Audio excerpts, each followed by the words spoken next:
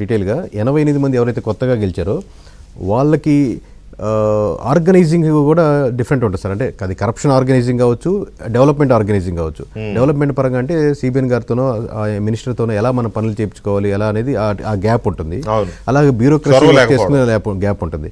At the same time corruption పర్స్పెక్టివ్లోకి వచ్చారనుకోండి, ఇప్పుడు సిండికేట్గా ఒకటి చేస్తున్నారు, అది ఆర్గనైజ్డ్గా ఉండేవాళ్ళు తరతరాలుగా చేసేవాళ్ళు దాన్ని చాప కింద నీలా చేసుకుంటారు. కానీ బహిర్గతంగా ఉండి ప్రజలంతా డిస్కస్ చేసుకునేంత ఇంతకుముందు ఉండేది కదా 10-15 years బ్యాక్. ఇప్పుడు కొత్తగా వచ్చే వాళ్ళకి అనార్గనైజ్డ్గా వచ్చేసరికి కరప్షన్ కూడా ప్రతి ఒక్కరికి కనబడిపోతూ ఉంటుంది, తెలిసిపోతుంది, నియోజకవర్గం అందరూ తెలిసిపోతూ ఉంటుంది. ఇంతకుముందు ఎమ్మెల్యే సెటిల్మెంట్లు ట్రాన్స్పరెంట్ అయిపోతుంది, ఇది ఎక్కడైంది, ఇది ఎమ్మెల్యే గారిది అనేది. ఇంతకుముందు ఎవరు వెనకాల దాని వెనకాల బ్యాక్గ్రౌండ్ ఉండో తెలియదు. ఇసుక పరంగా కావచ్చు, అది చాలా మంది దగ్గర ఏంటంటే ఎవరైనా వచ్చి ఒక డెవలప్మెంట్ చేసుకుని 4 ఎకరాల ఫ్లాట్గా కన్వర్ట్ చేస్తే మాకు కంపల్సరీ ఒక ఫ్లాట్ ఇవ్వాలన్నాను. ఒక ప్లాట్లుగా కన్వర్ట్ చేసుకున్నాడు. అక్కడ 100 ప్లాట్లు వేస్తున్నారంటే ఆయన ఓపెనింగ్కి వస్తారు, ఒక ప్లాట్ ఆయన కావాలి కంపల్సరీ. ఒకటే తక్కువ మాట్లాడుతున్నాను సార్, నేను దాని స్థాయిని మంచి పెరుగుతుంది. ఆ ఒకటి ప్లాటు 50 లక్షలు ఉండొచ్చు, ₹1,00,00,000 ఉండొచ్చు, బిట్లు పెరుగుతూ ఉండొచ్చు. సో ఒక పక్కేమో సిబిఎన్ గారు డెవలప్మెంట్ కావాలి, కంపెనీలు తేవాలని చెప్పి పెరుగుతున్నారు. ఒక పక్కేమో లోకల్గా ఎవరైనా వచ్చి ముందుకు వచ్చి కంపెనీ పెట్టాలంటే ఇక్కడ లోకల్ ఎమ్మెల్యేల నుంచి ప్రెజర్ పెరిగిపోతూ ఉంది, వాళ్ళు స్టెప్ బ్యాక్ అవుతున్నారు.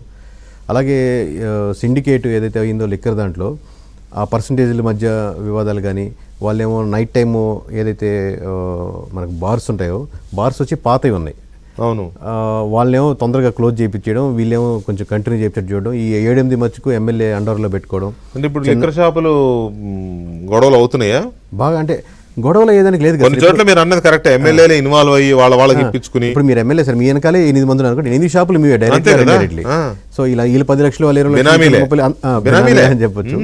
సో ఇది కాకుండా బెల్ట్ షాపులు ఏమైందంటే గ్రామంలో షాప్ పెట్టుకుంటున్నారు, 100 రూపీస్ బాటిల్ అనుకోండి, వాళ్ళు 110 గ్రామంలో అమ్మేసుకుంటున్నారు.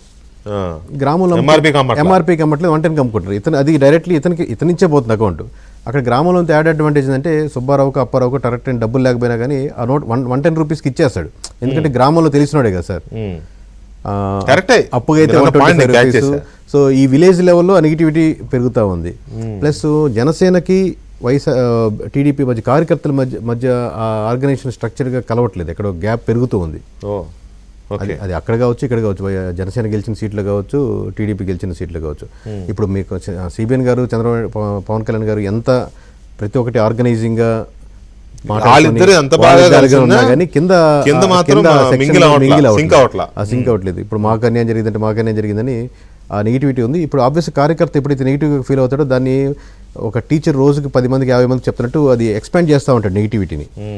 అవును, కరెక్ట్ చెప్తూ ఉంటాడు. ఆ నెగిటివిటీ ఫ్యాక్టర్ పెరుగుతూ ఉంది. అది ప్రస్తుతానికి ఇనిషియల్ స్టేజ్ కాబట్టి ఇప్పుడు సరిదిద్దుకునే స్టేజ్ మీరు చెప్పినట్టు. అవును, లేదు అలాగే ఉంటాం అంటే కష్టం. అది మనం ప్రభుత్వానికి అంటే కూటమి పార్టీలకి ఇది ఒక ఇండికేషన్. మీ మధ్య గ్రౌండ్ లెవెల్లో మీ కార్యకర్తల మధ్య సఖ్యత కనబడడం లేదు అనేది ఒక అలార్మింగ్ సిచ్యువేషన్. అయితే చంద్రబాబు నాయుడు గారి పాలన అద్భుతంగా ఉంది అని చాలా 77.7% అంటే చిన్న విషయం కాదు అది. కరెక్ట్, మంచి విషయం కదా.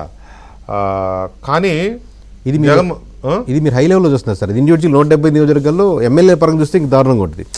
ఇది ఓన్లీ సిబిఎన్ గారి ప్రభుత్వ పాలన మీద అయితే బాగుంటుంది.